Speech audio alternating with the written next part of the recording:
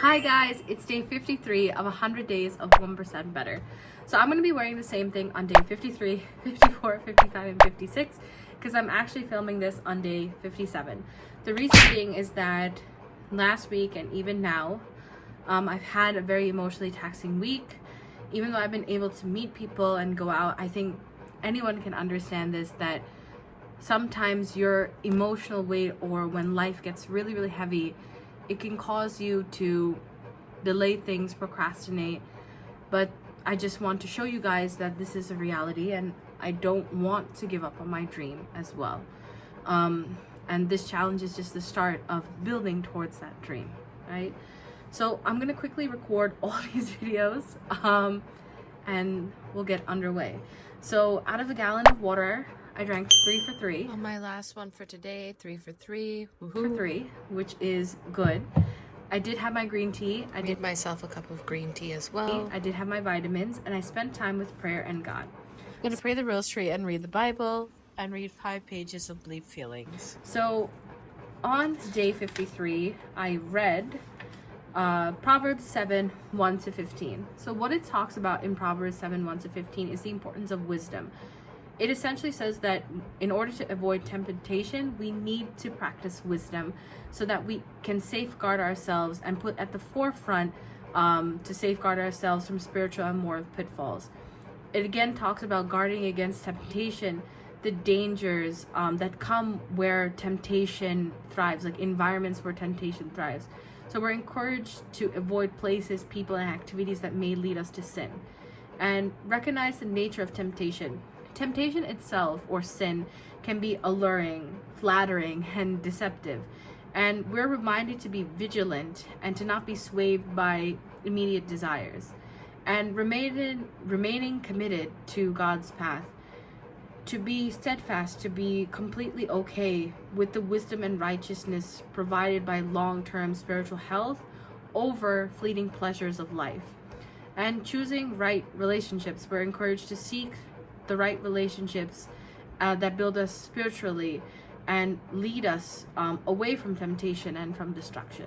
So beautiful words of wisdom and advice, and also things that I also needed to hear as well. And I just being honest with you, and I even think that up until like day 57, I'm not gonna go to the gym because I'm just not in the mental space to go to the gym. It doesn't mean that it's because I'm lazy. It doesn't mean that it's not because I don't want to. But you need to be in a good mental place to go to the gym and get the most out of your workout. I know a lot of people would tell people you have to push through and go through, and I also do believe that as well. But there are some times where you have to acknowledge where your feelings or your emotions or where you're at may not be the most conducive thing for you to do that. It will help, but I recognize that right now I'm weak in that regard, and you know, I'm not gonna beat myself up over not having the discipline to go when I'm also feeling an immense amount of pain and feelings, right? So but I did read, and I read pages 215 to 220 from our lovely book Bleep Feelings.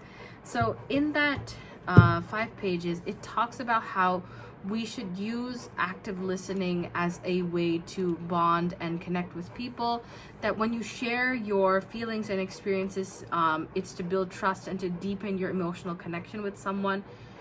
It's also important as we grow older and we grow wiser that we pay attention to body language, facial expressions, and tone of voice so that we can understand not only the impact of the message that we're getting from someone else, but the message that we're giving out into the world. And this is more or less like for when you're in a relationship, but this can go into friendships, marriages, relationships, anything. You need to take time to discuss your relationship, address concerns, celebrate successes, and make sure that people are heard and valued. And that when you approach disagreements from a communication standpoint, you should view it from a problem-solving mindset. It's not that you're going to be 100% perfect in this, because emotions can sway people, right? But it's better to find solutions rather than assigning blame. And then when you clearly define your personal limits and respect towards each other's space, This can help create a healthy dynamic. And when you regularly express gratitude and acknowledge each other's contributions, and this can be regardless of what the relationship is, that reinforces positive feelings and that strengthens your overall bond, right? Again, beautiful and wise words, and I love that. Self-care, despite how we feel, we still do our self-care, and I'm glad with the progress on my skin and just in general how I look and feel about like my hair. I do want me to like become more toned and fit, but I think that's like a process in and of itself, right? And out of 10,000 steps, over the last couple of days, I haven't really walked that much, but I did around 3,000 steps and I burned about 150 calories, and I meditate daily because it can be anywhere from 5 minutes to 15 minutes, 30 minutes. So, sorry, that's pretty much it for today. So out of a total of 8 habits, I did 6, which is 75%. And to be honest, this is the higher of the next preceding days, because most of the days going forward, I'm going to be hitting 60%.